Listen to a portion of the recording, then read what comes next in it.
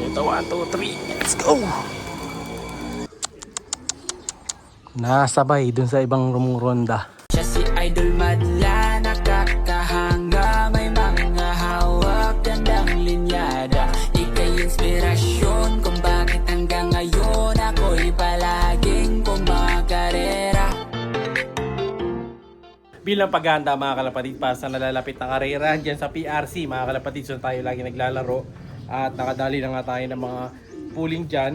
Ngayon, titrain natin ulit si Coco mga kalapatid kasi diba last time medyo naiwan na tong ibon ko, hindi na natin siya natutos, hindi na natin nasasama sa karera. Kaya ngayon, kahit paano ito, titingnan ko kung mapapagpag ko pa siya. Dito lang naman, malapit-lapit lang, no? Sa harap lang naman natin yun. Ay dito lang, ay dito. Oy, sa harap na, para rumonda siya mga kalapatid. Kasi pag dito hindi na siya rumuronda. Inaagis ko na minsan ito eh. So ayan siya oh. Ayan, sobrang tapang mga kalapatids. Dati matapang, ngayon talagang ano na siya, sobrang tapang na siya. Ayan oh. Ayan oh. Gigil na mga kalapatids. Unlike dati na hindi pa sobrang tapang, ngayon sobrang tapang na talaga. Ayan o, galit na galit. May dalawa pa nga silang itlog. Ayan o.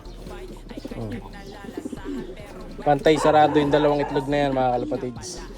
Pag ginawakan mo yan, bug ka kay Coco. Ayan, kunin natin siya. Yeah. So ito si Coco mga kalapatids. Kanya naman, kondisyon ng kondisyon. Saka napansin ko dito, ano siya, mas lumaki siya unlike dati. Tapos yung mata niya, ayan, talagang pearl eye na. Ganda rin ang katawan nito mga kalapatid. Muscle na. Kaya nga lang medyo tumaba siya, no? Pero di bale, papapag natin yan unti-unti kasi magkakaroon ng ano, ng special race by July. So sasali tayo doon. Kailangan makasali tayo. Hindi tayo pwedeng hindi sumali doon. Kaya nga yung mga warriors natin, tinotos ko na para doon. Ngayon, toss natin siya kahit dito lang sa may harapan. Para lang ano, matesting natin yung homing niya kung babalik pa siya. Pag dito bumalik, babay na tayo kay Coco mga kalapatid sa paboritong ibon ko. Pero di naman siguro. Kasi mga lakas naman na ibon ko. Hagis natin dito sa harapan. Ito, 1, 2, 3, let's go! Ayan, lumipad na. Puntahan natin ngayon. Mulik na yata kagad mga kalapatid, umikot lang. Diba? So medyo ano siya, tamad-tamad. Sana. Ayan, hinagisa na mga kalapatids ng isa. Siguro kung hinagisan o dito sa atin yan. Naku, nasabay siya mga kalapatids. Nasabay dun sa ibang rumuronda. GG kids tayo nito. Tingnan natin kung sasama ha. Pero sa tingin ko hindi nila mapapasama yan.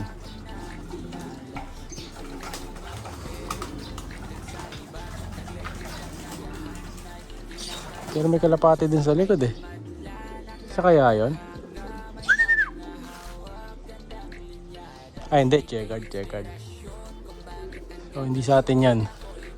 Ito si Coco, ayan yung nagsasolo. Oh, diba? Kaya naman lumipad nito mga kalapatids. Kaya gusto ko itos eh. Oh, ito siya. Ayan oh. Sa bahay ang landing mga kalapatids. Sa atin to, yung mga to, ayan. Buti na lang sa atin pala yun. Kala ko hinagisan eh. Ngayon, tawagin natin.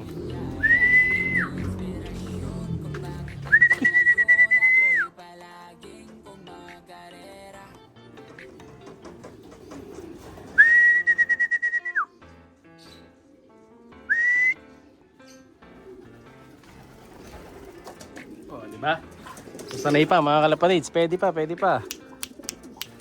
Diba? Lumalanding pa siya kung saan natin siya tinuruan dati pa. So very good ka talaga tol. Ayan o. Diba? So hindi siya sumasama sa iba. Ang dami natin flyers dyan sa taas. Meron din tayo flyers sa likod. Ayan o. Pero hindi siya sumama doon. Solo talaga siya dito. No? So kasama pa si Dagit. Ayun, nado pa si Dagit. Susunod, Dagit versus Coco. Ang tatry natin bukas siguro. Try natin yan mga kalapatids. Ngayon kasi medyo umaambon eh. Hindi ko sure kung nakikita niyo sa camera pero umaambon nga. Oh, pasok ka na boy.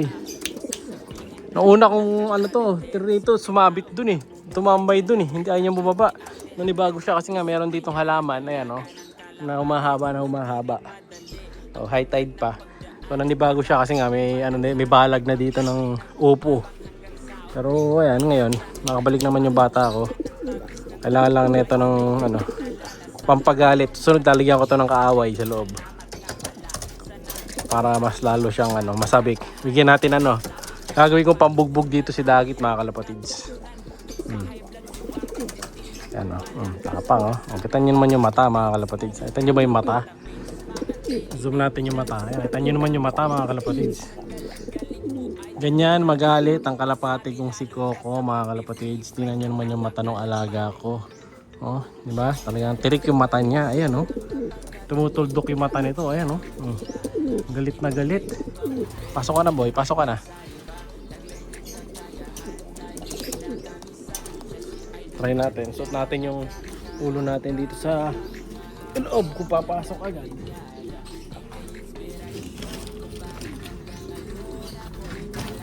Dito.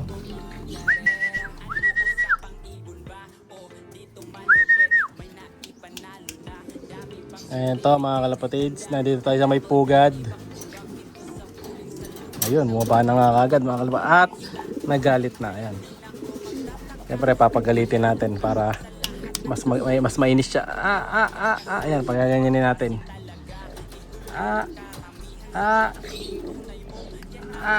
Ayan, sakit ka mga kalapatids. Di ba? Tapang. So, yun nga. Yan muna ang ating training for today.